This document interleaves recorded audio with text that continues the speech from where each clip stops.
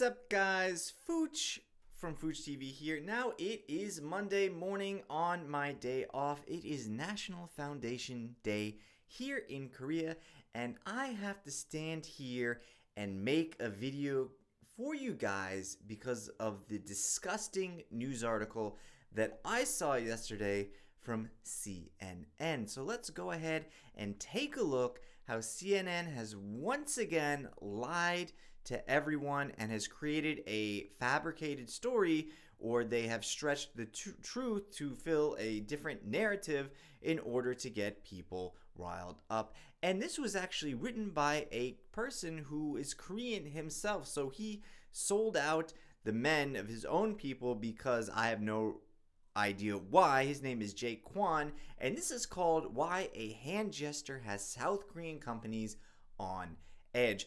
Let's go ahead and read this article together, and I will discuss it and provide commentary based on what's actually happening in South Korea, somebody that has been living here and has been speaking to people about this issue for the past couple of years. So let's go ahead and take a look. By the way, if you have no idea what I'm talking about on this issue, this hand gesture issue, I actually made a video about this a couple of months ago when the issue was actually still relevant. You can go ahead and find that video up there. I believe it's, I always get confused with this. I believe it's up there. If it's not up there, it's up there.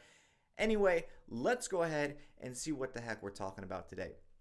So let's dive into this article right here. It took 3 years for players to notice the offensive hand gesture lurking in one of South Korea's most popular multiplayer games. When players made their avatars laugh, talk, or give the OK sign in Lost Ark, I like how they put OK in quotes, maybe to refer the OK sign in the US that caused a lot of issues a couple of years ago, this apparently meaning white supremacy. They clicked an icon featuring a gesture that might have appeared benign to many, an index finger nearly touching a thumb. But some of Lost Ark's users began claiming in August that the gesture was a sexist insult against men, and they demanded its removal. What happened next underscores a trend in South Korea among anti-feminists who have been increasingly pushing companies to repent for what they see as a conspiracy within the government and private companies to promote a feminist agenda. Okay, so a couple things here. First of all, I like how the term anti-feminist is being used. So if there are any derogatory or sexist things done against men and the man is upset, that makes that man anti-feminist all of a sudden. So if you're being criticized for being a man for whatever reason, and if you're angry about that and you say, hey, what the hell is going on here? If you say anything, that means you're an anti-feminist, which makes absolutely no sense at all. If you're an anti-feminist and you, as the word suggests, you hate feminists because that's just what you do, then that would be fine to be called an anti-feminist. But to get angry at an attack directed towards you and speaking up and then being called an anti-feminist doesn't make any sense. Let's go ahead and take a look at what they're talking about here. I knew there was something related to Lost Arks, except I didn't know exactly what it was. And, I just looked it up this morning, and it was actually a little bit difficult, despite writing in Korean, to find this. And this is the thing, this is the emoticon in what we're talking about here that got targeted, saying it was anti-feminist, or excuse me, that this was against men. And upon looking at this, it looks insanely suspicious already. So it's not just somebody laughing. If it was a laughing emoticon, somebody laughing, then I would get it. However, look exactly how this guy is laughing. He's laughing holding his fingers up like this, right? And first of all, nobody actually laughs like that. If it was kind of like this kind of a gesture painted on there or drawn over there, I can completely understand why they would do that. That's a normal laughing gesture, something like that, or even like, I don't know who laughs like this, but okay, I get it. But specifically, if you take a look at this picture, it's clear that he's holding his fingers up like this, and he's actually laughing at the fact. And a situation like this would unfold if you're retelling a story and the story involves you doing this symbol and then you laughing about it. And so you can easily say, yeah, we drew a symbol about how Korean men have small dicks and we held our fingers like this.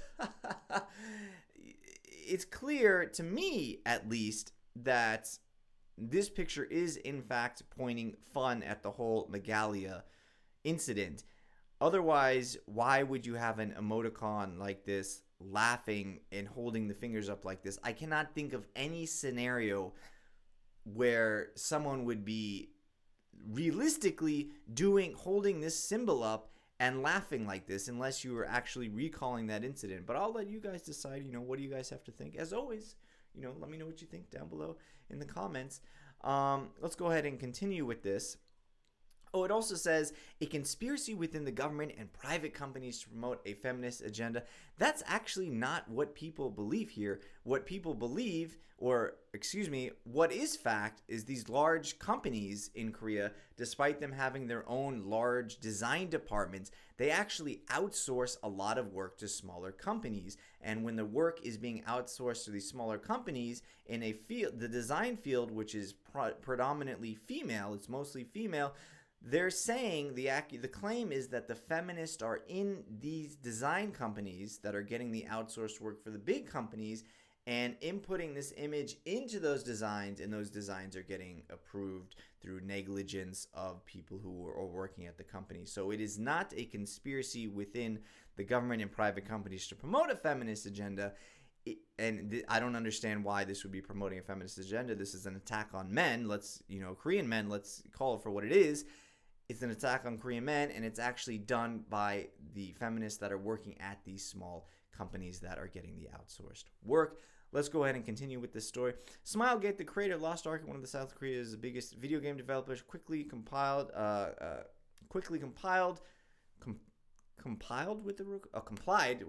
Monday morning, a little bit hungover.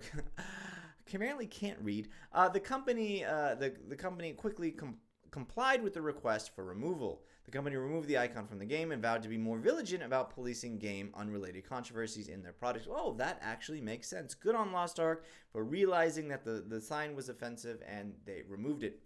A gender war has been unfolding in South Korea for years, pitting feminists against angry young men who feel who are being left behind as the country seeks to address gender inequality. I don't know if I want to touch on this now or touch on this later.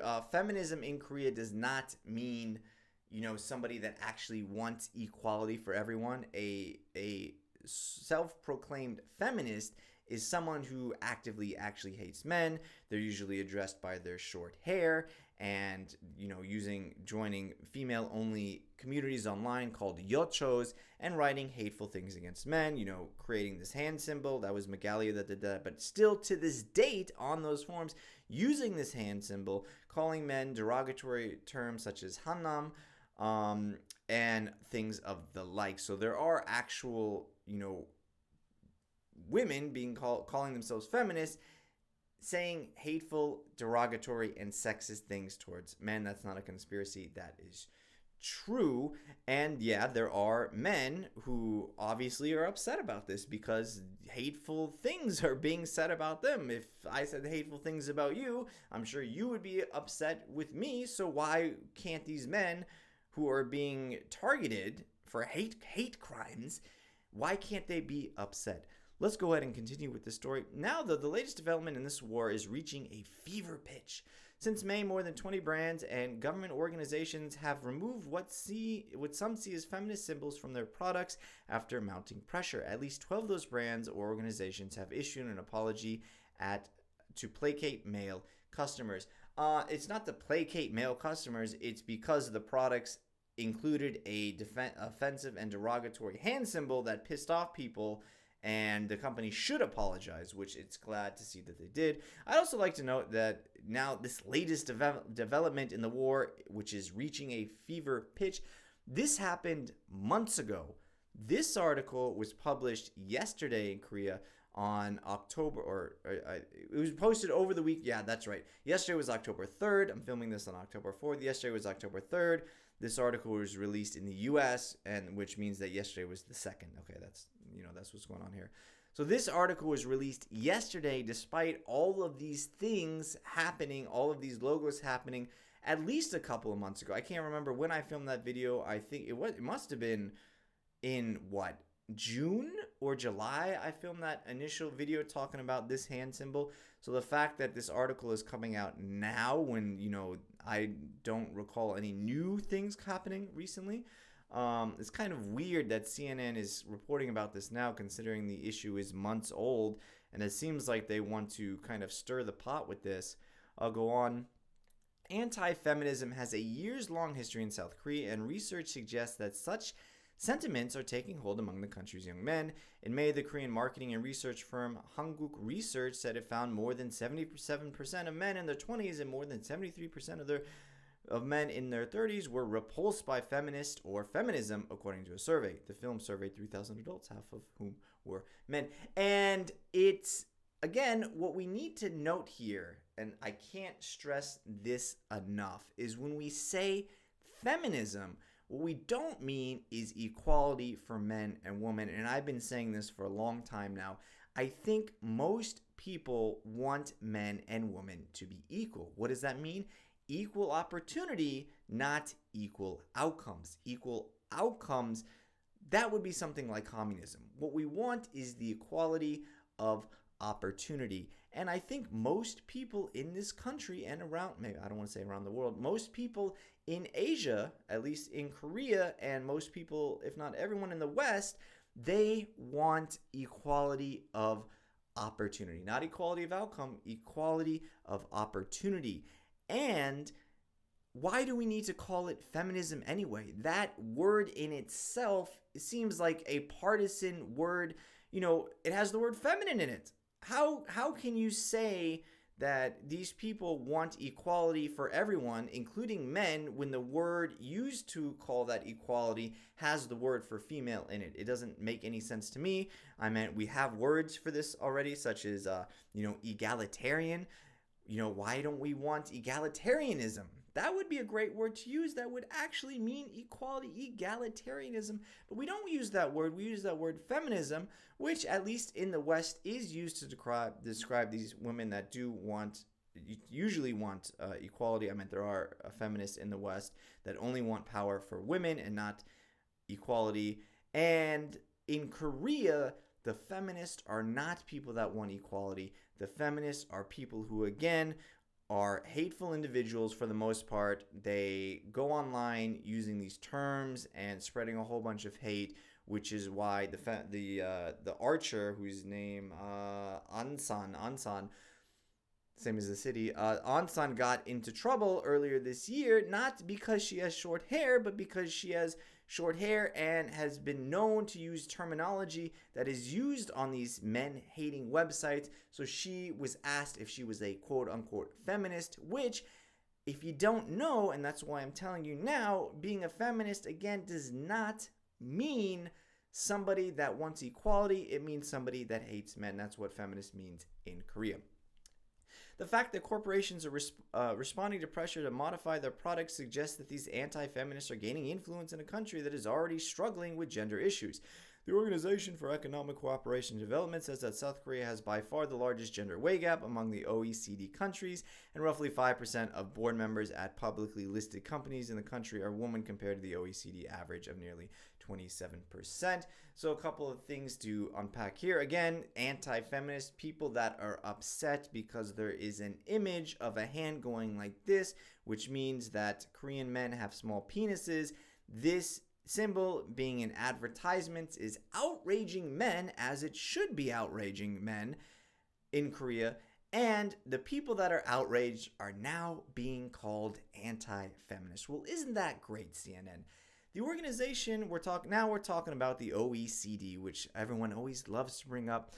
Again, talking about the gender wage gap. In Seoul, I do not believe there is a gender wage gap. I think the numbers, again, are the same, what they're referring to.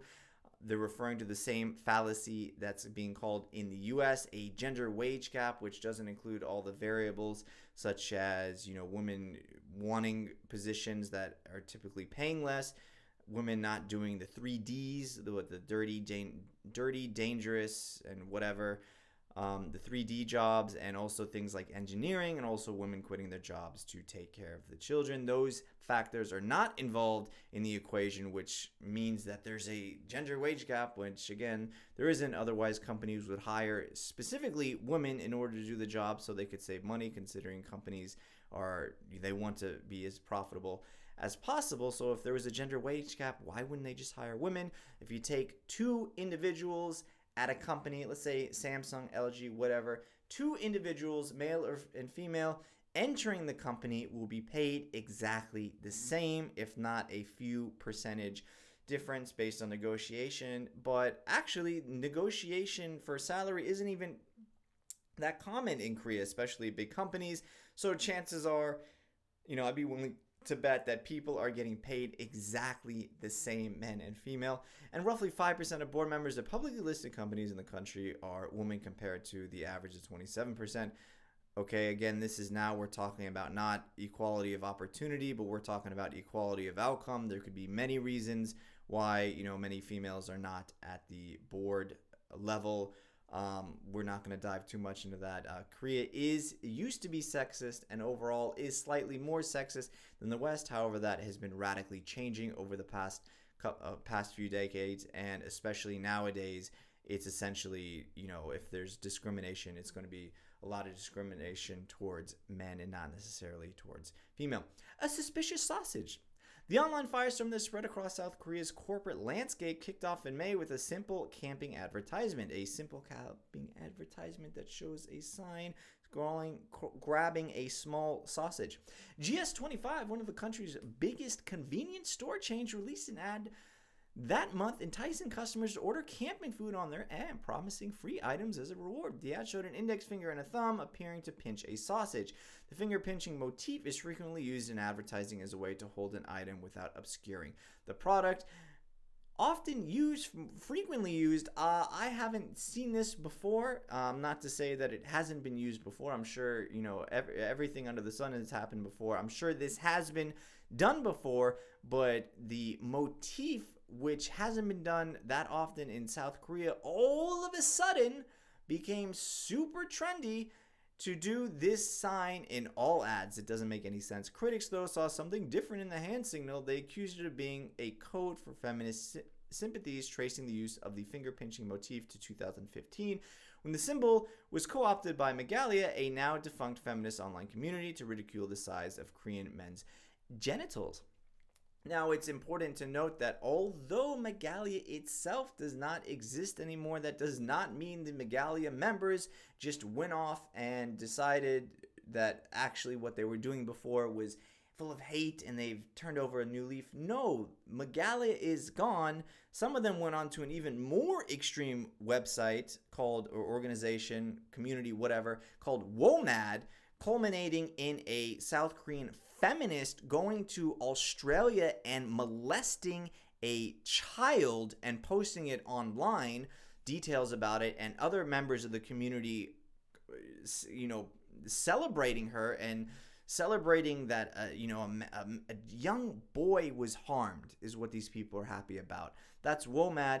And the other less extreme feminists, they went on to join communities called yochos, which are online female-only communities that you need to prove your identity by holding your ID next to your face in order to join those communities. So they didn't go away.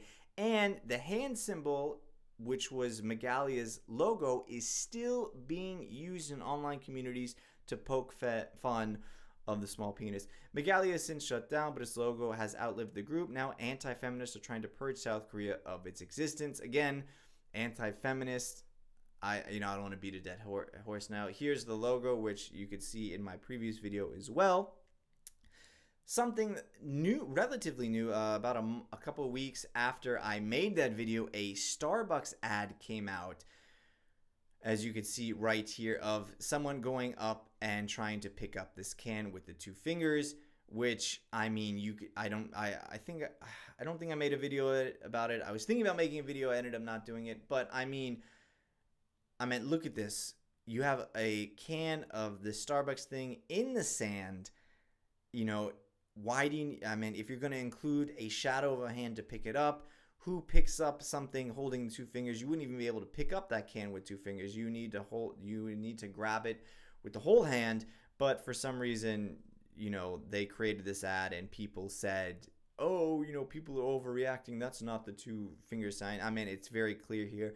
A lot of companies are accused of doing this. Kakao created an ad where people had their smartphone like this and they were kind of showing that they wanted to, touch a button on the smartphone, do something exciting, touching a button, and they were holding the fingers like this. You don't hold your fingers like this if you're going to touch something on the phone. It's extremely awkward. Nobody does it, and it's a sign of Megalia.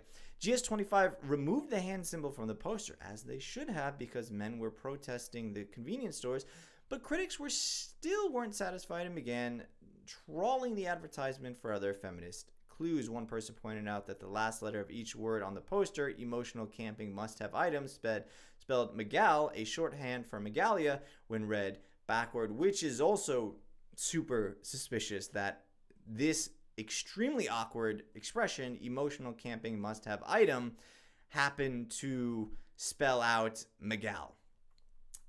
Is that a coincidence? I don't know. There's a lot of poor English, crappy English expressions written in Korea, so the fact that they used a crappy expression doesn't surprise me. The fact that it did spell out Megal, which is shorthand for Megalia, it is commonly used that Megal is commonly used in shorthand for Megalia.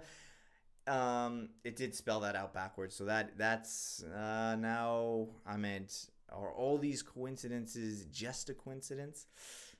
GS25 removed the text from the poster, but that still wasn't enough. People theorized that even the moon in the background of the poster was a feminist symbol because the moon is used as the logo of a feminist scholar organization in South Korea. And again, Mr. Kwon, please do your research a little bit better. It was not the moon in the background that people, called the feminist organization at SNU, which is Seoul National University.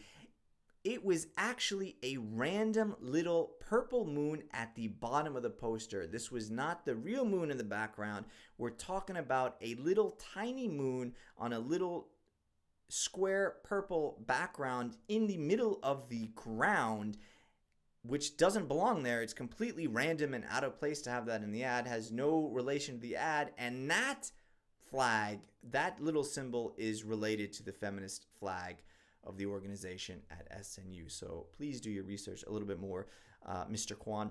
After revisiting the poster multiple times, GS eventually pulled it entirely just a day after the campaign launched. The company apologized and promised a better editorial process. It also said it reprimanded the staff responsible for the ad and removed the marketing team leader. Good. I hope they lost their job for this.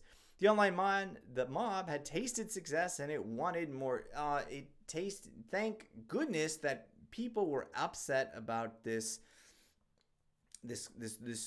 clear discrimination and hate towards men, and they did something about it, and something was actually done. So good on them for actually getting something done. Other companies and government organizations soon became targets.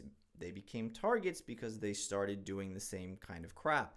The online fashion retailer Musina was criticized. Was criticized for offering women-only discounts as well as using the finger-pinching motif in an ad for a credit card. Women-only discounts? I think isn't that illegal? Can you imagine if there were men-only discounts somewhere? That wouldn't fly. But apparently women-only discounts are okay. The company defended the use of that motif as a neutral element regularly used in advertising and said its discount program was meant to help expand its small female customer base. Still, founder and CEO Cho Man-ho stepped down after the backlash. Oh, they got him too for this. It's interesting how they have a Me Too picture here when this is an incident we're talking about. Feminist attacking men using this logo that we're going to go ahead and bring it back to Me Too and women struggles. Why can't we just have an article about men being harmed or attacked? Why does it have to be in the perspective of women being the victim yet again? We can't just have if it's something against women are always the victim. We don't say, oh, well, what about men? Well, how were they harmed recently? But when it's something about men, it's always, well, yeah, well, maybe the woman did something bad against the men. However, it's actually a conspiracy theory. these people are actually crazy. They're anti-feminist, but also let's not forget about the woman. So here's a picture of Me Too.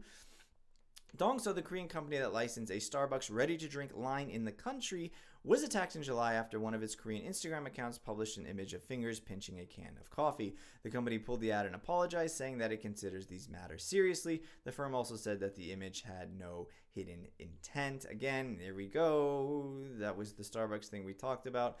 Even local governments have been caught up in the pressure campaign. The Pyeongtaek city government was criticized in August after uploading an image to its Instagram account that warned residents of a heat wave. It used an illustration of a farmer wiping his forehead. The critics noticed that the farmer's hand was shaped similarly to the finger pinch. I have not seen a picture of this. Maybe I'll throw it up on the screen right now so you guys can take a look. I'm sure that somebody wiping their forehead, going like this to wipe the sweat during the heat wave, I don't see how they would kind of hold their hands like this naturally if they're holding it like this. So I'll have to see the image, but I'm sure if people pointing it out, maybe it's there, maybe it's not there. I'm not saying that 100% of these claims are actually, I think that you can use this symbol in certain contexts without referring to, genitalia.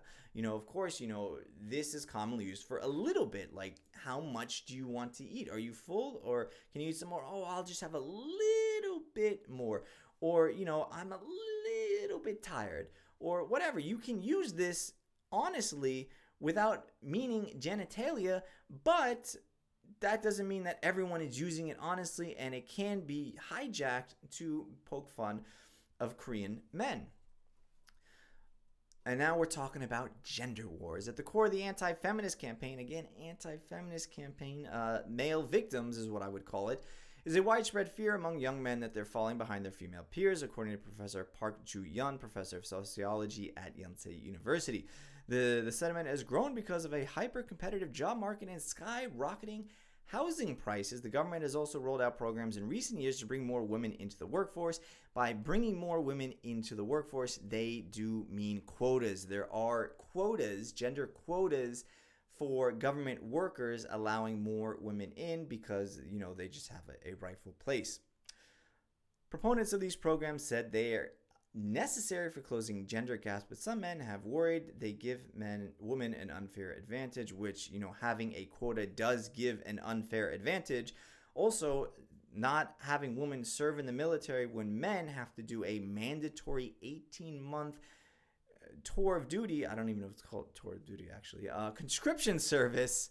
They have to do an 18-month conscription with getting paid beans, rice grains, practically nothing. They don't get paid for that, while women can graduate university earlier than men because they don't have to do the same military duty, and they can get jobs sooner, actually resulting in more money throughout their career potentially, and men get absolutely nothing.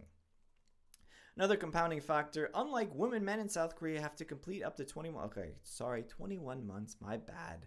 I should have known that. 21 months of military service before they're 28 years old. I'm pretty sure that was 35 years old, but maybe Mr. Kwan is right here. A sore point for some men who feel unfairly burdened. What do you mean? It is unfair.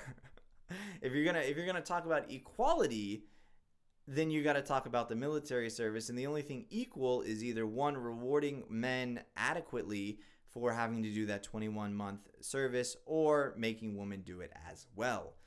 Anti-feminists have also taken umbrage. I don't know that word.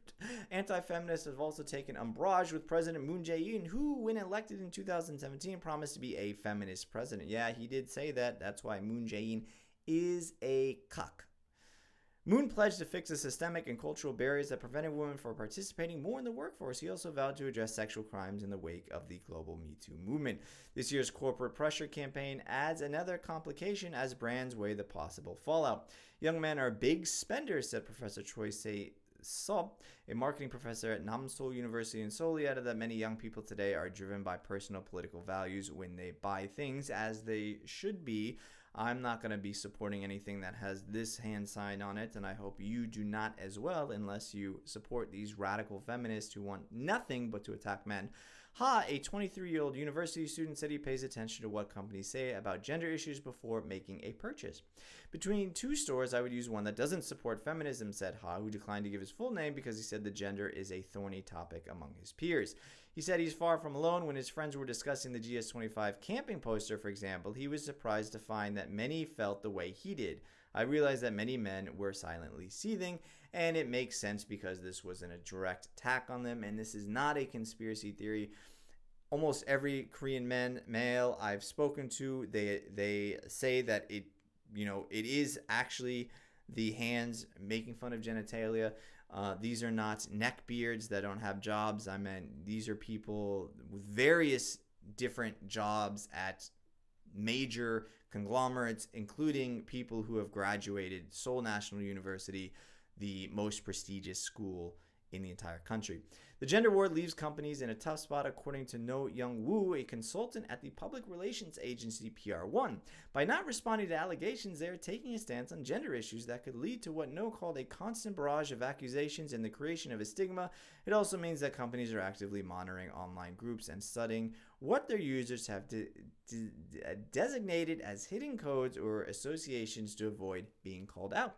They are continuously checking for the next problematic symbols, No said of brands of South Korea, and they're monitoring them because, again, these feminists have taken over, or they have their little design groups that are getting the outsourced work, and they're creating these crazy things. And they, including this picture, this is a very famous feminist, withhold any foul language or any inappropriate remarks, although I do have a couple to say, and this is a video apparently South Korea confronting rigid beauty standards. These rigid beauty standards are actually created by women, and the women are competing with each other based on their looks, not based on men's desires. So that's a completely different topic that maybe we'll touch upon one day. We're almost done with the article. Should we read the rest? Okay. Some women, though, say that the corporate apologies are also creating a climate where some people are afraid to identify as feminist. It's the new Red Scare, like McCarthyism, says Yonsei University's Park, referring to the mass hysteria to root out communists in the United States in the 1950s. Again, because a feminist is not somebody that wants equality. A feminist is somebody that wants to attack and hate men. That's what it means in Korea. So if you want to become an egalitarian, wonderful, you'll be celebrated. If you want to create equality for men and women, that's addressing all of the things that women have to deal with and also addressing all of the things that men have to do with, you're not going to find many arguments. But you are going to find people upset when you call yourself something that people who are called that attack and hate on men in their online communities. Rin, a college student, also said she had been a feminist since middle school, but in recent years she found it impossible to be open about her stance. She recalled an incident in high school when some boys openly heckled a feminist friend of hers while a friend was giving a class presentation on the depiction of women in the media. Lee and her classmates were too scared to defend the friend. We all know that a person who would step up and say feminism is not some weird thing that would be stigmatized too. In response to this year's anti-feminist pressure campaigns, not anti-feminist pressure campaigns, though some feminists have been fighting back, the apology over the camping poster from GS25, for example, prompted feminists to call for boycotts against the company. Some people shared the images online of themselves swapping at rival stores using hashtags that called on people to avoid shopping on GS25. So GS25 is actually getting wrecked because the men boycotted GS25 because of this poster. Now some feminists, which is not a large group of people, are boycotting it. So don't make it sound like it's a large amount of people boycotting it. It's not. GS25 still one of the best. Not my personal favorite. I'm talking too much. As there doesn't seem to be much hope for finding middle ground for those waging South Korea's gender war, experts say companies have to figure out ways to avoid being dragged into a brand-damaging fight. Yeah, here's some middle ground. Don't use a hand symbol like this that points out genitalia unless you're in a situation where this hand symbol makes sense. And again, this hand symbol makes sense if you're talking about just a little bit. It's not used when picking up a can. It's not used when picking up a tiny sausage with the words, having Megalia written in it with a feminist poster posted at the bottom. Those are inappropriate usages, or somebody laughing like this. All inappropriate usages. It should be used in the appropriate way and that is the quote-unquote middle ground that people want to find.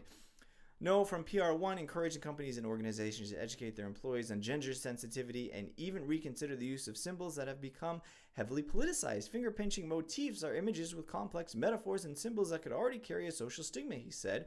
So once you get involved in it, it's hard to explain them away. The issue keeps spreading until they are removed as demanded or just not used. Park, the Yonsei University professor, said that part of the problem is that many South Korean companies are led by older men who don't have a firm grasp of present-day gender issues. That's true. The average age of an executive-level employee at the country's top 30 publicly traded companies is 53, according to a 2020 analysis by blah blah blah. Yeah, that is true. A lot of companies are being run by older men, and it's very hard to go against the word if they want something done. It's their word. That's it. You got to do it. However, I'm pretty sure they have no idea what's going on. They probably told the design team to do it and trusted the design team. The design team outsourced it to this, smaller company full of feminists, and that's probably what happened. That study suggests a level of irony, maybe that it's not some of these companies have a specific agenda, as online critics are accusing them. They're not accusing them of that. They're, as what I just mentioned before, it's the small design groups, small company design groups. Perhaps for some of them, high levels of leadership are just not in tune with the debate. To park the vitriol directed at companies has also buried some of the underlying systemic issues that contribute to gender inequality, along with the debates about how best to crack the glass ceiling or to address the division of labor at home, among other concerns. Again, when they say gender inequality here, they don't actually mean gender inequality for men. They're just talking about, some of the hardships that women have to deal with. Some very important debates are being buried. Park said, whoa. Adding that today's gender war is being fought on the tip of the iceberg. It's not a fight about the fingers. And that is exactly true. I think men are very frustrated that housing prices are rising, so they can't afford to buy a house. And you may think, if you're watching this from another country, why do people need to buy a house? Why can't they just live in an apartment? It's because when getting married, the kind of culture is the man needs to buy a house for his wife, for the family. And the fact that, men can no longer afford the houses means that essentially that they're not able to get married, or they, in their mind, believe that they're not able to get married.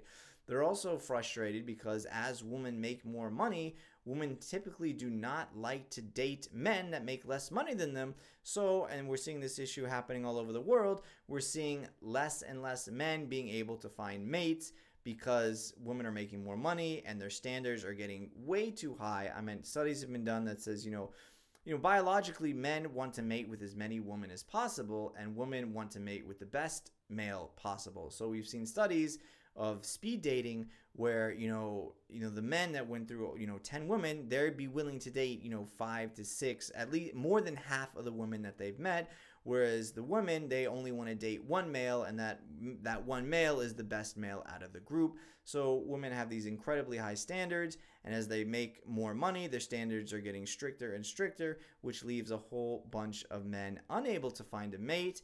They're unable to get high-paying jobs, and if they're able to get a job at all, and they're not able to buy a house, so they feel hopeless and they are sexless. And if we take a look at ISIS, the most dangerous thing is having a male who doesn't have any woman, who doesn't have a job, who doesn't have any money, because those are the most dangerous to society. So I do agree that there is a gender war going on in Korea, and it needs to be solved somehow. Obviously, we need to get both parties together, and maybe when my Korean gets better, it would be interesting to sit down with somebody from a male activist group, and it would be interesting to sit them down with someone from a feminist group and get together and actually have a long form discussion.